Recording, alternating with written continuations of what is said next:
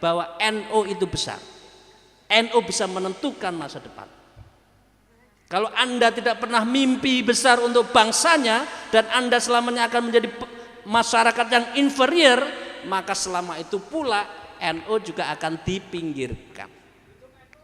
Ya, akan menjadi ornamen saja di dalam negara demokrasi. Oh, ada NU. Ya udah NU tak kasih. Jadi sifatnya itu dibelas kasihan saja, dikasih. Tidak pernah menentukan sebagai subjek di dalam perubahan Indonesia ke depan. Jadi ini yang saya ajak, membangun kesadaran kolektif. Yang kedua, untuk mahasiswa khususnya dan saya, kekuatan ke depan itu memang benar hari ini siapa yang kaya, siapa yang pengusaha, siapa yang mempunyai corporate, dia menentukan. Ya. Tetapi ke depan saya yakin akan ada shifting, ada pergeseran. Siapa yang intelektualitas dan integritasnya tinggi, ya, integritas itu kira-kira hati, intelektualitas itu otak. Jadi siapa yang bisa memudahkan otaknya dan hatinya, dan itulah yang disebut dengan intelektual menurut Al-Quran, maka itu akan menjadi penentu masa depan. Saya nggak akan menyebutkan dalilnya, tapi kalau boleh saya sebut, inna fi khalqis samawati wal ard wa ikhtilafil laili wan nahari la ayatil ulil albab. Jadi seorang ulul albab, seorang intelektual, cendekiawan, cerdik, itu adalah yang selalu membicarakan tentang alam, kekuasaan, pemerintahan, hukum, rakyat. Itu harus dipikirkan. Artinya mahasiswa itu tidak boleh diam. Intelektual tidak boleh mandek cara berpikirnya. Dia harus berpikir, berputar terus terhadap penciptaan langit, bumi, siang, malam. Siang ada kehidupan, malam untuk zikir. Kan gitu. Dunia, akhirat kena.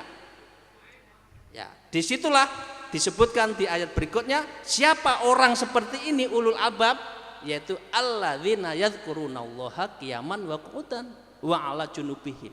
Jadi orang yang intelektual itu yang hatinya galau, selalu berzikir pada Allah, melihat situasi yang tidak benar itu. Tetapi juga disebutkan wa yatafakkaru min khalqis samawati wal ard. Dan orang intelektual selalu memikirkan, bertafakur terhadap apa yang terjadi di langit dan bumi, rakyatnya, masyarakatnya, gunungnya sudah gundul, di mana-mana banjir, di mana-mana jalan rusak. Itu harus dipikirkan oleh seorang intelektual. Nah, baru disitulah Rabbana khalaqta hadza batila. Di situ berarti Allah menciptakan itu, segala sesuatu itu tidak ada yang sia-sia. Itulah. Jadi yang kedua yang saya minta kepada adik-adik mahasiswa adalah memadukan antara hati dengan otak, antara head dan heart. Nah, itulah yang menentukan masa depan Indonesia. Orang akan dilihat track recordnya, hatinya gimana, itu akan dilihat. Intelektualitasnya akan dilihat. Jadi kalau mahasiswanya ya tenang-tenang saja, jadi mahasiswa hanya love, study and the party, jadi mahasiswa hanya bercinta saja, hanya studi saja, dan kalau sore hari kongko-kongko di mall, ya hidupnya nanti Anda juga akan begitu. Tapi kalau Anda sejak mahasiswa jadi aktivis, sejak mahasiswa sudah menjadi leadership yang kuat dan memimpin sebuah masyarakat, saya yakin Anda ke depannya juga akan menjadi pemimpin. Jadi saya minta, mumpung mahasiswa, tidak boleh diam, asah otak Anda dan pertajam nurani Anda. Baru Anda akan menjadi pemimpin yang ketika memimpin itu dengan hati, bukan memimpin dengan kekuasaan dan kepentingan. Dan ini yang terjadi di Indonesia, memimpin itu yang penting saya jadi penguasa, yang penting saya mempertahankan kekuasaan, tidak mengerti apakah rakyat saya itu susah, itu nomor 2, yang penting jadi pengusaha. Dan itu harus dilawan oleh mahasiswa Indonesia. Itu.